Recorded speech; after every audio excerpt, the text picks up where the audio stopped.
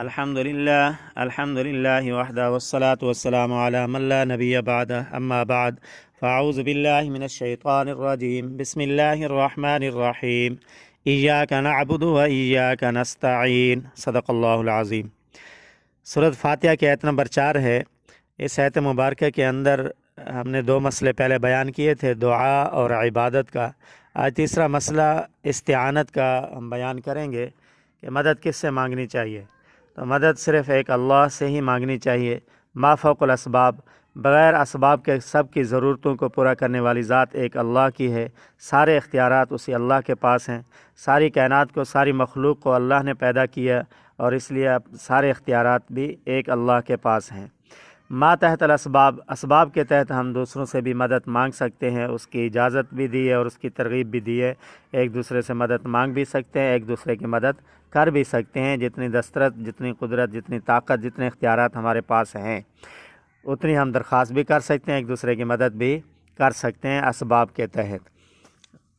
और इसकी तरग़ीब अल्लाह ताला ने कुरान मजीद में दी है, वतआवनु अलल बिर्रि वत्तक़वा, नेकी के कामों में एक दूसरे के साथ तावन करो, एक दूसरे की मदद करो। और हज़रत ईसा अलैहिस्सलातु वस्सलाम ने भी मदद की दरख्वास्त की, मन अंसारी अल्लाह, तो हवारियों ने कहा नहनु अंसारुल्लाह, हम मदद करेंगे।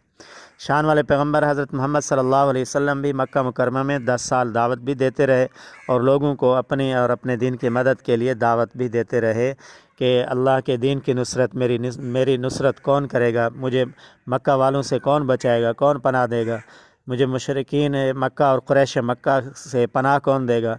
तो इसकी दावत भी आप देते थे, ये भी साबित है। तो ये असबाब के तहत किसी से मदद मांगना और किसी की मदद करना, इसकी तरग़ीब भी दी है और ये जायज़ भी है, साबित भी है हदीस से भी और कुरान मजीद से भी। असबाब के तहत इसको कहते हैं मातहतल असबाब।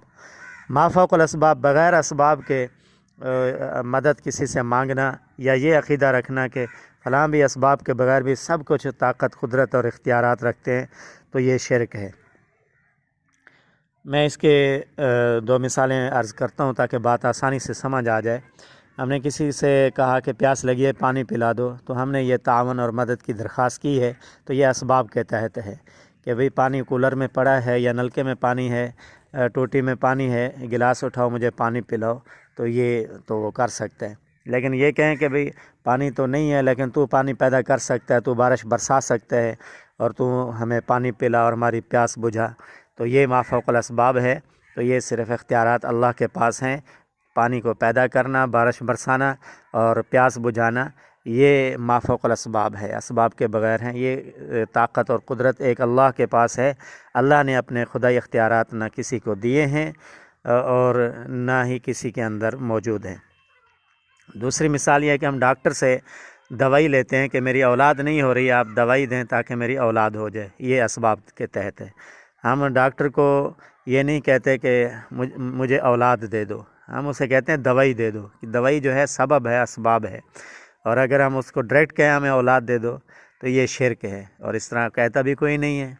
तो और इसका इख्तियार भी किसी के पास नहीं है कि बग़ैर दवाई के किसी के लिए औलाद पैदा कर दे। तो ये अल्लाह के पास इख्तियार है, जिसको चाहे औलाद दे, जिसको चाहे ना दे, जिसको चाहे बेटा दे, जिसको चाहे बेटियां दे, जिसको चाहे बेटा और बेटियां दोनों दे दे, बेटे और बेटियां दोनों दे दे, और जिसको चाहे कोई भी ना दे। तो ये इख्तियारात मुकम्मल अल्लाह के पास हैं। कुरान मजीद यही बात हमें समझाता है। तो ये मा फ़ौक़ुल असबाब, मा तहतल असबाब के तहत ये बात है। हमारे यहाँ लोग जो है वो बहुत कुछ शिरकिया काम, शिरकिया अफ़आल, शिरकिया ज़हन रखते हैं। एक हमारे मौलाना साहब ने एक बंदे को देखा कि वो कब्र पर, मज़ार पर सजदा कर रहा है और रो रो कर कह रहा है कि मुझे औलाद दे दो, मुझे औलाद दे दो।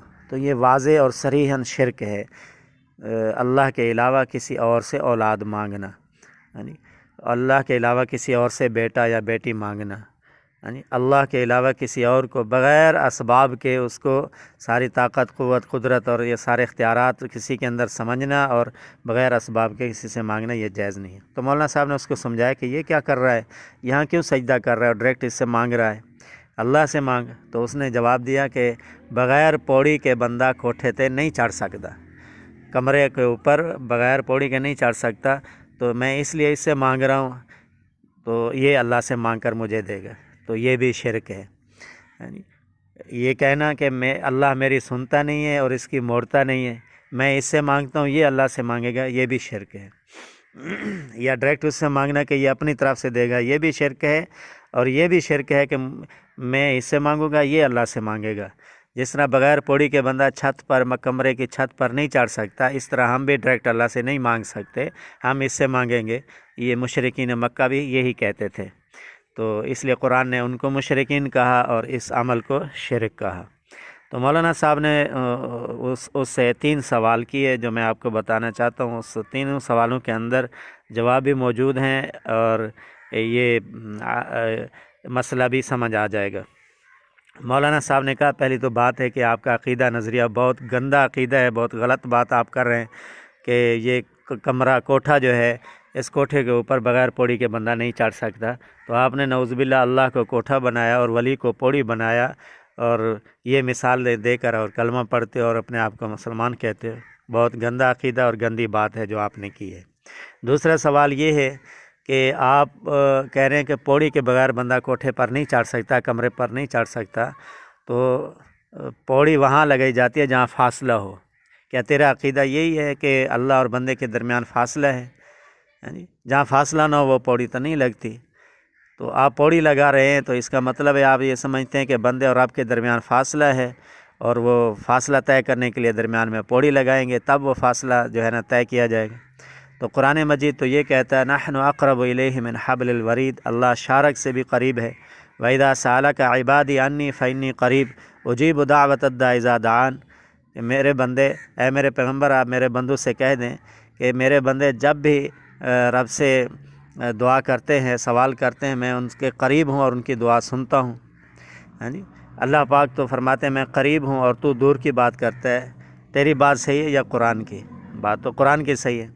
تیسرا سوال مولانا صاحب نے یہ فرمایا کہ یہ بتا، ایک آدمی کوٹھے پر کمرے کے چھت کے اوپر کوئی چیز پڑی ہے، اس کو اٹھانی ہے، اور پوڑی لگاتا ہے، پوڑی پر چڑھنے کی بجائے وہیں بیٹھ جاتا ہے اور پوڑی سے کہتا ہے کہ مجھے وہ چیز دے۔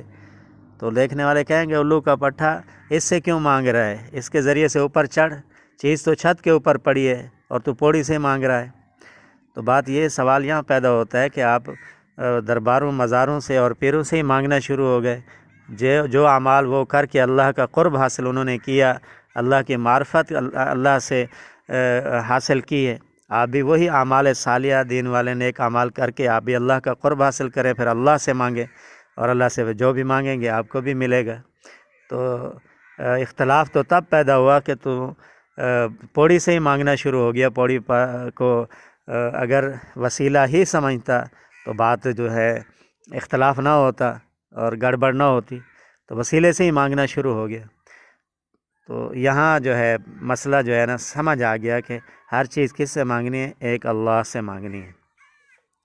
اللہ تعالی ہم سب کو سمجھ نصیب فرمائے۔ یہاں ایک مسئلہ اور بھی ہے، لوگ کہتے ہیں وسیلہ دے کر نہیں مانگنا چاہیے، ایسا نہیں ہے، وسیلہ دے کر مانگ سکتے ہیں، مانگنا تو اللہ سے ہے۔ ہاں یہ کہہ سکتے ہیں اللہ اپنے پیارے حبیب صلی اللہ علیہ وسلم کی برکت سے ہمیں یہ چیز عطا فرما دے، اپنے نیک لوگوں کی برکت سے اللہ ہمیں یہ نصیب فرما دے، اللہ قرآن کریم کی برکت سے ہمیں یہ نصیب فرما دے۔ تو وسیلہ دے کر تو مانگ سکتے ہیں، وسیلے سے نہیں مانگ سکتے کہ ڈائریکٹ وسیلے سے مانگیں، اللہ کو چھوڑ کر وسیلے سے مانگیں، یہ جائز نہیں ہے۔ اللہ تعالی عمل کی توفیق نصیب فرمائے۔ وآخر دعوانا الحمدللہ رب العالمین۔